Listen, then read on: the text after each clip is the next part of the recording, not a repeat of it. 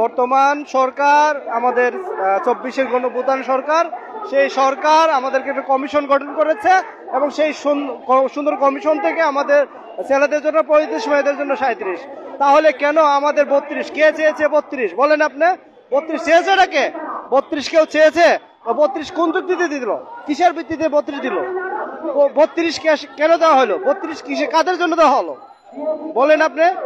এটা এটা এটা একটা হটকারের সিদ্ধান্ত, এটা অত্যন্ত একটা অযৌক্তিক সিদ্ধান্ত। আমরা দীর্ঘ 12 বছর যাবৎ রাজপথে আন্দোলন সংগ্রাম করে আসছি সেই 32-এর জন্য না। যখন 32 দিয়েছে আমরা সাথে সাথে সেই 32 প্রত্যাখ্যান করেছি এবং লাল কার্ড দেখিয়েছি।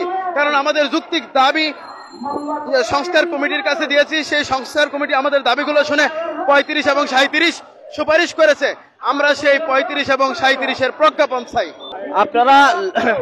আপনারা লক্ষ্য করছেন যে বাংলাদেশ 1971-এর মুক্তিযুদ্ধের পর থেকে একটা স্বাধীন রাষ্ট্র, কিন্তু বাংলাদেশের চাকরি ব্যবস্থা, চাকরির বিধিমালা একটা ঔপনিবেশিক আইন দ্বারা নিয়ন্ত্রিত হয়। একই সাথে বাংলাদেশের চাকরি ব্যবস্থাকে সচিবালয় কেন্দ্রিক মালিকানা দাবি করে বসে আছে।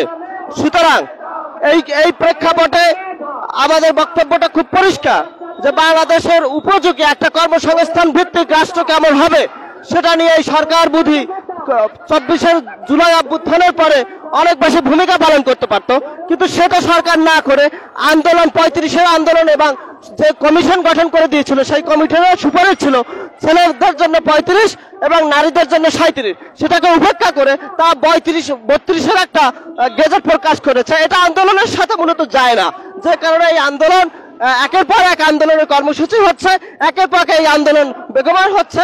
সরকার হয়তোবা এই আন্দোলনের প্রেক্ষিতে আন্দোলন কর্মীদের সাথে বসে এবং আরো বেশি রিসোর্স কালেক্ট করে গবেষণা করে হয়তোবা এই সিদ্ধান্ত উপনীত হবে বলে আমরা বিশ্বাস করি। যে আমাদের যে পানের দাবি, এটা আমাদের অনেক দিনের দাবি। আমরা যদি 35 বাস্তবায়ন না হয় তাহলে আমরা যে সবচেয়ে বেশি ক্ষতিগ্রস্ত, তারা সবচেয়ে বেশি ক্ষতিগ্রস্ত হচ্ছে। যারা 32 দাবি ছিল না তারা কেন 32 করো সরকারের কমিশন, তাদের সুপারিশ 32 করো সরকার।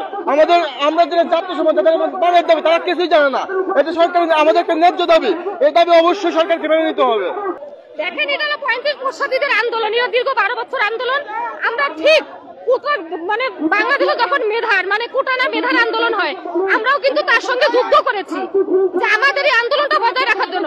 কিন্তু যতবার আমরা আমাদের দাবিটার কাছে গেছি, এটা কিন্তু মন্ত্রী পরিষদেও এটা সুপারিশ হয়েছিল, মেয়েদের 37, ছেলেদের 35।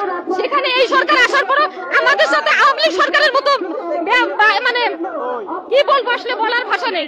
আর যদি প্রশাসন আজকে আমাদের সাথে বেশি কিছু করে সাধারণ স্টুডেন্টের সাথে, তাহলে কিন্তু আমরা এই রাজপথে আজকে থাকবো। এর মাধ্যমে যদি জেলে যাইতে হয় আমরা যাবো, কারণ আমরা এই বেকারত্ব নিয়ে থাকতে চাই না।